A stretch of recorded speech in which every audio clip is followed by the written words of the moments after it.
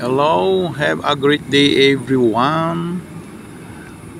Shout out sa lahat po ng mga kapwa natin manggagawa dyan. Yung mga katulad naming mga ordinaryong manggagawa. Shout out po sa lahat ng mga workers dito sa construction site. At ganoon din po sa lahat-lahat ng mga nararating, sa lahat na nararating ng aking video for today. Shout out po sa inyo lahat dyan, Luzon, Visayas, and Mindanao, at sa lahat ng panig ng ating daigdig. Sa lahat ng buong mundo na naabot ng aking video for today.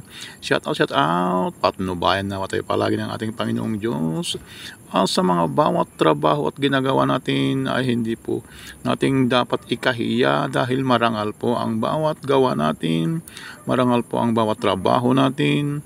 Kaya ang Panginoong Diyos nawa ang siyang gagabay sa ating mga ginagawa upang sa ganon ay patuloy tayong mamuhay ng ligtas, patuloy po tayong nagtatrabaho para sa ating mga pamilya. Ayun mga kaibigan, na ating iniaalay sa ating mga mahal sa buhay ang ating pagkatrabaho, at sana po ay patuloy tayong magtrabaho ng ligtas at lagi nating hihingiin sa ating Panginoong Diyos na ang ating kalusugan, ng ating katawan ay sana ay mananatiling malakas at mananatiling ligtas sa ating pagtatrabaho.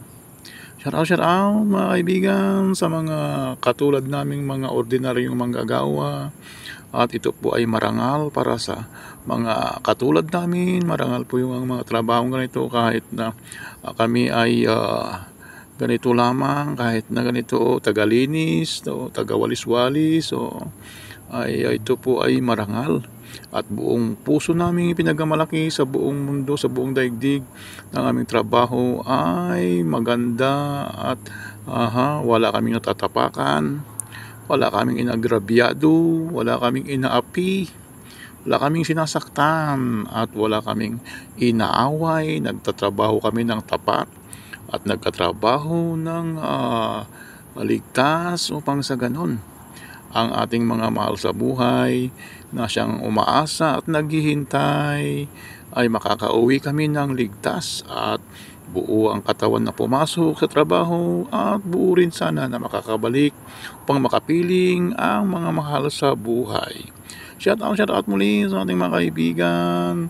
Tayo po ay magpasalamat palagi sa ating Panginoong Diyos sa mga biyayang ating natatanggap, maging maganda man o mahirap. Ang trabaho natin ay ating kakayanin.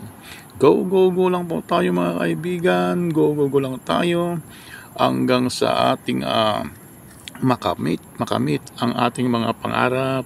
Salamat sa ating Panginoong Diyos, at sana po ay palaging gagabay sa bawat isa sa atin.